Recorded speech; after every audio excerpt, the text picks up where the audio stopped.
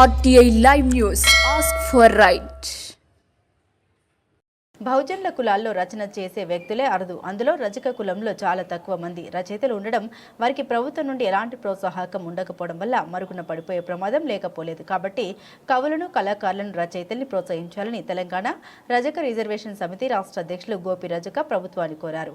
చట్ల వెంకన్న గారిని అభినందించి శుభాకాంక్షలు తెలిపిన వారిలో రాష్ట్ర కళా మండలి ప్రధాన కార్యదర్శి యామంకి యోగేందర్, రాష్ట్ర ముఖ్య సలహాదారులు doctor Paladugula Surender, east zone convener Nagarlagiri Kumaraswamy, Warangal జిల్లా అధ్యక్షుడు ఆయల్లోని అభిషేక్, జిల్లా వర్కింగ్ ప్రెసిడెంట్ గువ్వల అనిల్ రాజ్, ఐనమూలు మండల అధ్యక్షుడు చాగంటి హన్మయ్య, మాదరపు లింగమూర్తి తదితరులు ఉన్నారు.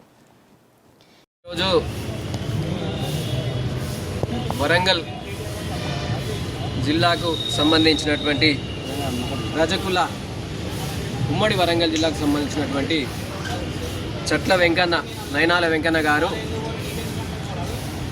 రజకుల చరిత్రను మరి పుస్తకంగా తీయడం జరిగింది.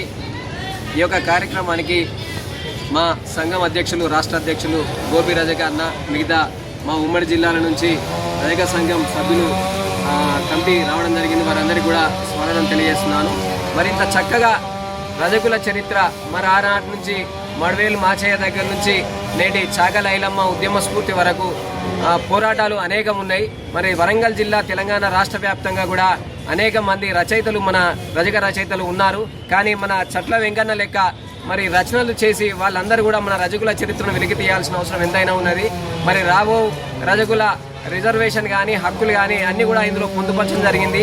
మనమెంత, మన వాటా ఎంత, ఈ ప్రభుత్వాలు ఎక్కడ కూడా మనకు న్యాయం చేయలేదు. మరి మన జనాభా తగ్గట్టుగా మనకు అన్నిట్లలో విద్యా, ఉపాధి అవకాశాలు, రాజకీయాల్లో కూడా మనందరికీ ఎట్లా వాటాలు రావాలి అని చెప్పి మనం కోరుతా ఉన్నాము. ఆ రకంగానే మన సంఘం కూడా పోరాడుతూ ఉన్నది. మరి పుస్తకం ద్వారా అన్ని విషయాలు కూడా పొందుపరిచినారు. మరి వారికి ప్రత్యేకంగా ధన్యవాదాలు తెలియజేస్తా ఉన్నాం వెంకన్న గారికి.